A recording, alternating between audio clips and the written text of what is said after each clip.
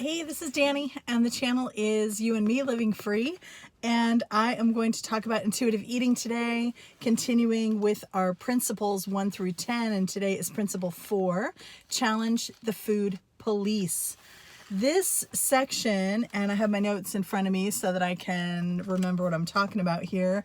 This section, this principle was tough for me, probably the toughest one so far as we go through. And the reason it's tough for me is because I have been dieting for a very, very, very long time, on and off. I think my first official diet was in high school, and I was thin in high school. I mean, I wasn't like average. I was like thin in high school. And that's when I was on my first diet. I always had a little bit of a curve in my body and in my stomach, and I wanted a flat stomach, and didn't understand about about honoring my body at all. I had an ideal in my head and I didn't fit that, so I wanted to get rid of the little pooch that I thought was a little pooch in my, below my belly button, in that area. And now I just consider it just like a very feminine, if today I was in that body, I would love it, just like I'm working at and have moments of loving my body right now with all that it is, right? And so if you saw my one video before about coming home from my last trip early, 1,500 miles from home, and something life-changing happened, you know that I had a lump in my breast and it turned out to be benign. But what that did for me is gave me this surge and a very renewed, very real feeling of love and acceptance for my body. Now, I'm not saying that that is a constant. I'm hearing my car and there's a siren going by. Sorry. Now, I'm not saying that that is a constant, that I constantly am in love with my body and everything. However, it does ebb and flow. And whenever I'm consciously thinking about it, I can absolutely get to a place of love for my body that has more depth and more non-judgment, more depth, more unconditional love than I have ever felt before for my body. And as soon as it was threatened by the potential of, there may be something wrong with your health, something big wrong with your health, as soon as that was threatened, I automatically started loving my body. I started sending love to all the cells in my body. So that was good.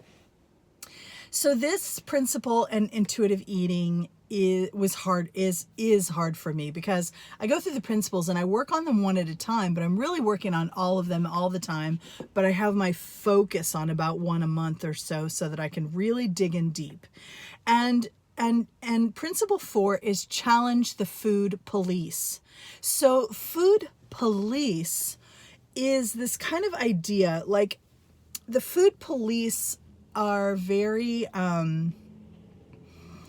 challenging, and they keep you kind of almost at war with food, right? Like, this is a bad food, this is a good food, this is what you should do, yes, and this is what you can't do, no. These are the yeses and the nos. These are the rules. These are the police that keep you in this constant battle between maybe what you want, what you desire, and that's a rule against that, and no, that's bad for you. And they're just keeping everything in war, in conflict.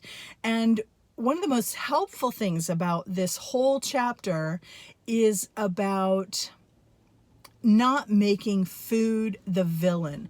Food does not need to be the villain in my story. And that is a relief, to not have food be the villain. And that thought and that idea have been really powerful for me as I go through this journey on an ongoing daily basis, hourly, minute by minute basis of food is not the enemy. And it never was, only I've kind of made it into an enemy, especially certain foods. You know what I'm talking about, right? Those really bad ones, or junk food, or like, just think about how we think about foods and how we label them. It's almost kind of like this fundamentalist, black and white meaning extremes of righteousness and wrongness and all of that.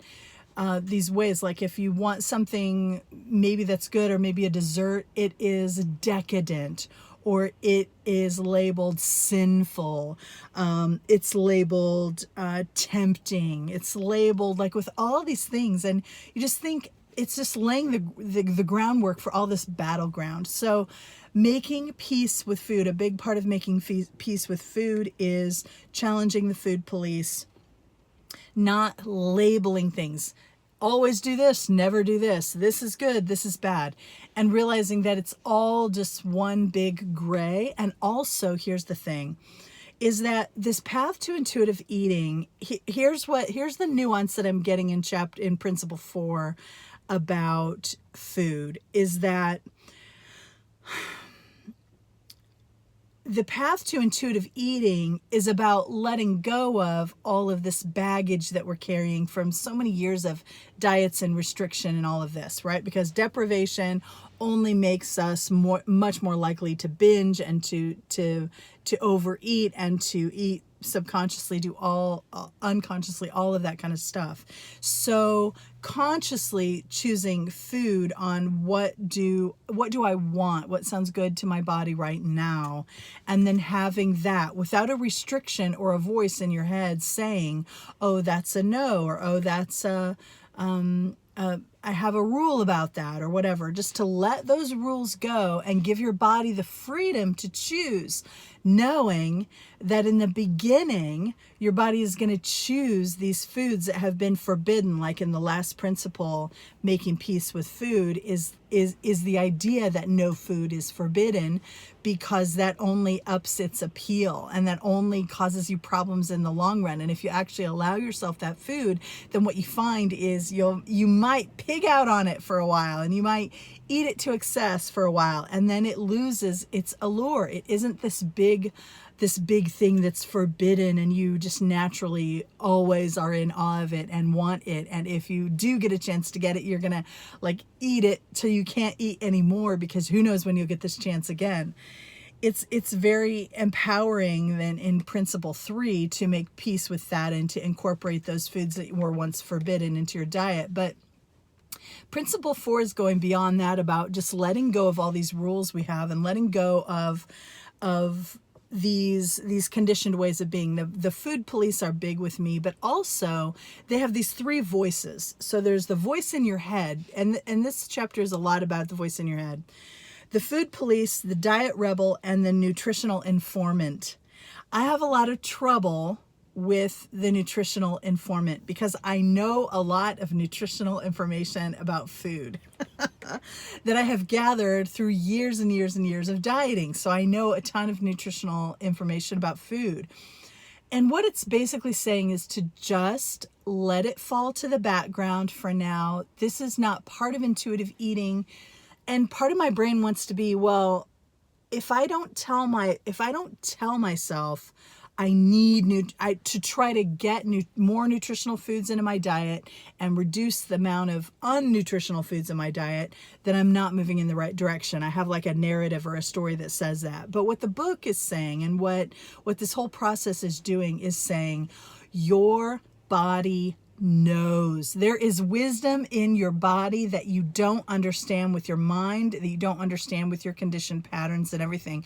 That if you can get out of the way, if you can get out of your own way and really connect with the body and ask what it wants and move toward that, you will end up eating more nutritionally. You'll end up eating a balanced, wonderful diet that nourishes not only your body but your mind and your soul, because it brings joy and satisfaction. And that is a big part of life as well, is not only eating for fuel. We are human beings. We do not only eat for fuel. We also eat for satisfaction and for the enjoyment and for all kinds of other reasons. And some of that gets into the dysfunctional side, right? Because as an emotional eater and as an unconscious eater or as a distracted eater, I eat for a lot of reasons: boredom, stress, conditioned ways where if I'm kind of beating myself up, or if I'm binge watching TV, then I'm eating at the same time. Like, I have all these other things that come into play, right? But principle 4 is about letting some of this go, because the process is to get this out of the way so that you can end up choosing naturally what your body wants, not because of some rule or some guideline or some piece of information, but because of a natural process that your body wants to do and that your body was designed to do, which is choose food that nourishes your body. And choose food that nourishes you in every way, right? So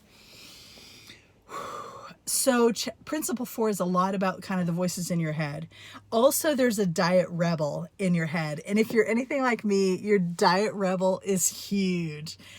Diet rebel is big for me because it's like that little voice inside your head that as soon as someone tells you not to do something, you're like, what do you mean? I can't do that. Like, I'm going to show you.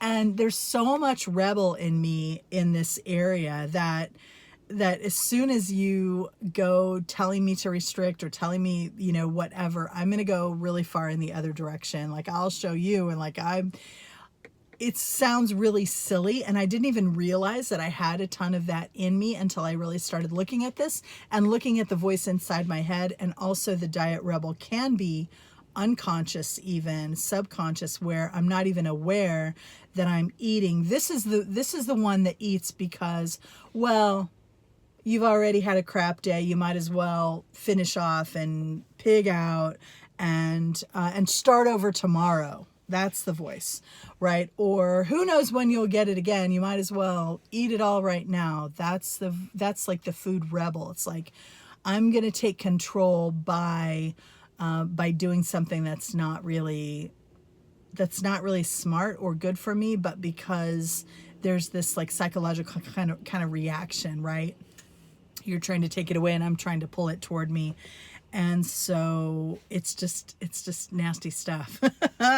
So we're looking at all this and we're looking at the voice inside our head a lot. And this is why meditation is so important too, because, in the process of meditation, you're really looking at those voices in your head. Principle 4 in the intuitive eating is really about listening to the way you're talking to yourself. And one of the things that I have found the most important thing is how I talk to myself about things.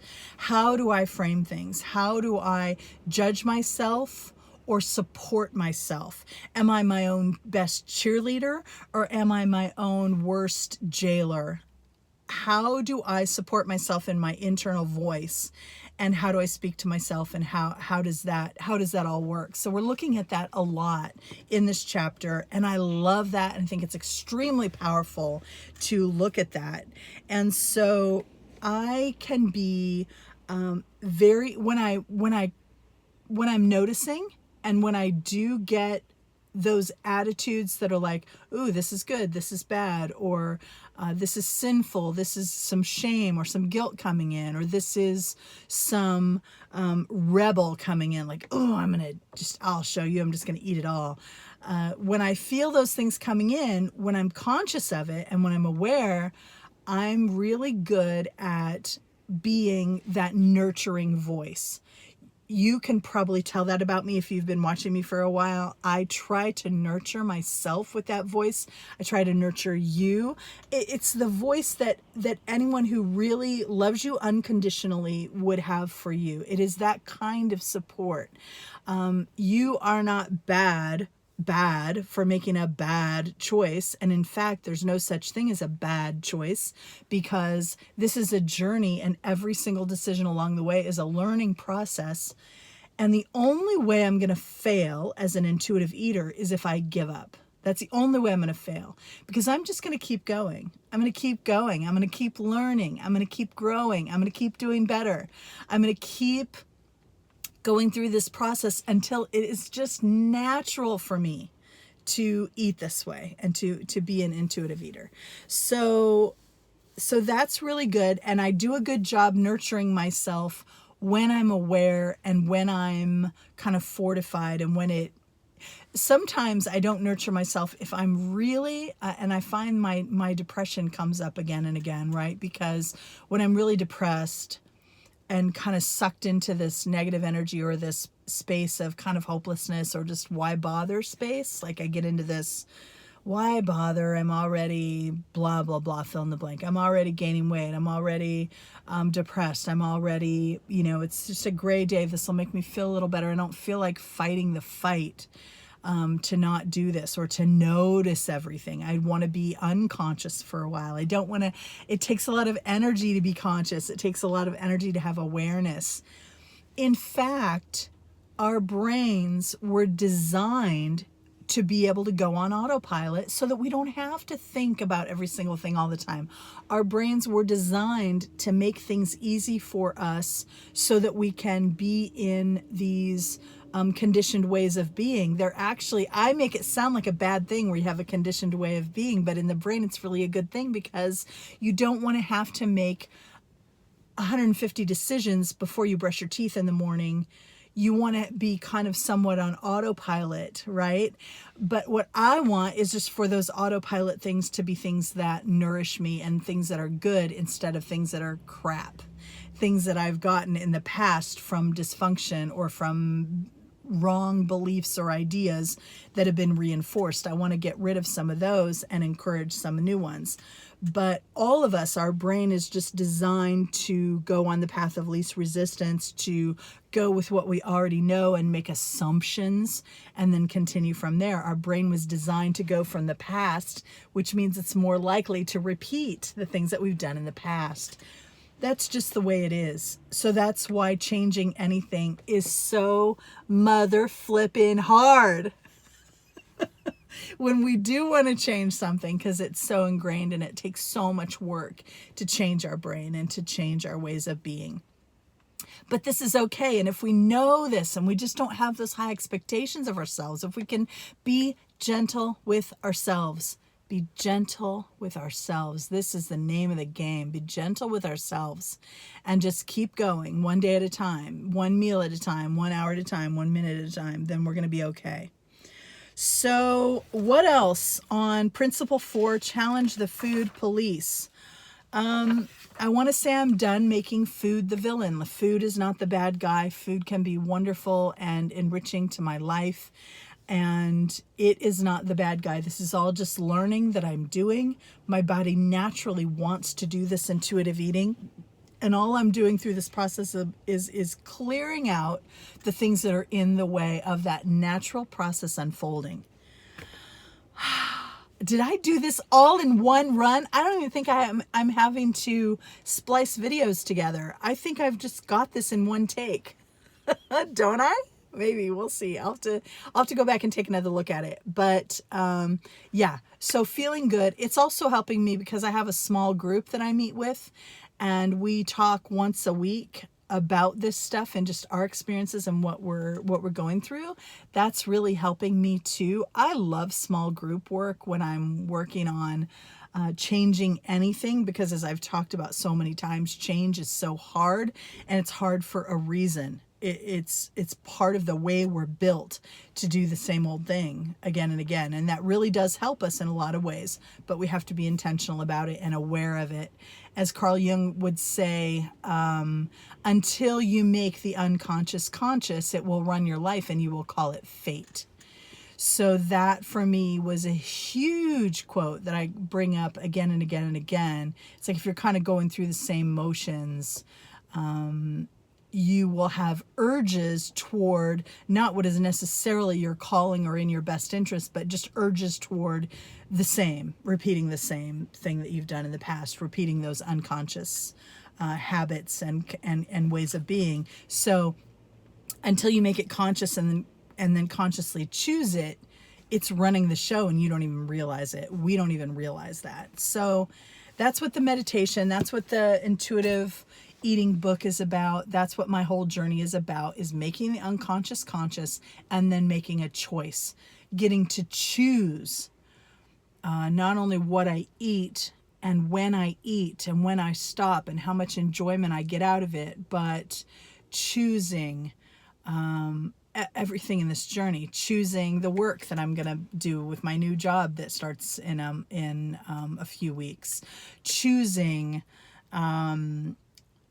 choosing everything, choosing how I'm going to dress and the clothes that I'm going to buy to make me feel frumpy or to make me feel good, to choose how I feel about myself and how I value myself, to choose freedom instead of any kind of bondage. So that's what this whole journey is about, and intuitive eating is only one part of it, but it's key. It's important part because I want to be healthy and vibrant and vital, and I have so much I want to do, and I want to have a healthy, strong, vital body with lots of endurance and lots of power and lots of strength and flexibility and all these wonderful things. And so it's important. It's important for life, and that's why I'm here. So now I started really rambling. So let's do this. I'm going to post this. This is principle 4. Let me know if you made it to the end. Thank you for being here. I'm sending you a ton of love. Thank you to my patrons on Patreon. I can't thank you enough for supporting my journey in that way.